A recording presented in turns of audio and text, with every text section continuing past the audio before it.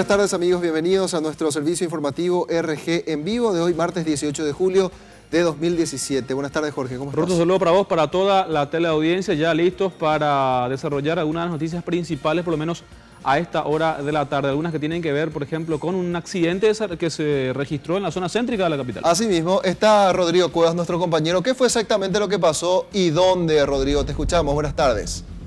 Buenas tardes compañeros, asimismo nos encontramos en las calles Fulgencio R. Moreno y Paraguarí, donde dos colectivos del transporte público colisionaron.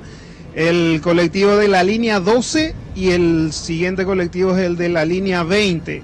Ambos conductores se echan la culpa, digámosle, pero los pasajeros de la línea 12 mencionan que el chofer de la línea 12 se puso nervioso cuando tuvo que desviar la marcha campesina, cuando un oficial tuvo que desviar la marcha campesina. Entonces, cuando estaba arribando la calle Paraguarí, no se dio cuenta que a su izquierda, en la preferencial Fulgencio Yegros, venía el colectivo de la línea 20 también y se llevó por delante, quedando incrustados por esta pared, como estamos observando. En total los heridos son 5 de gravedad, con lesiones considerables que ya fueron trasladados a emergencias médicas.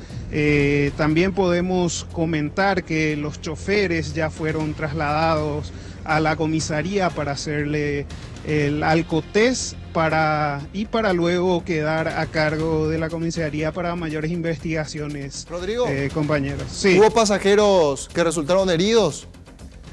En total fueron 5 los pasajeros que quedaron con heridas de consideración, como ya mencionaba, que ya fueron trasladados hasta emergencias médicas.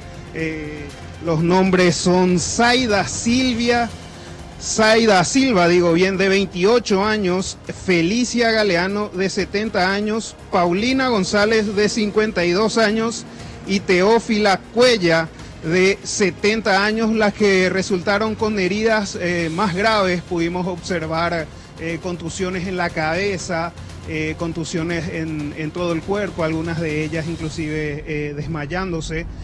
Los bomberos pudieron auxiliarlos, hacerle los primeros auxilios, y luego llegó la ambulancia del SEME para trasladarlos a emergencia. También en este accidente fueron involucrados 5 automóviles que estaban estacionados de docentes de la OTEP, que en ese momento estaban de reunión.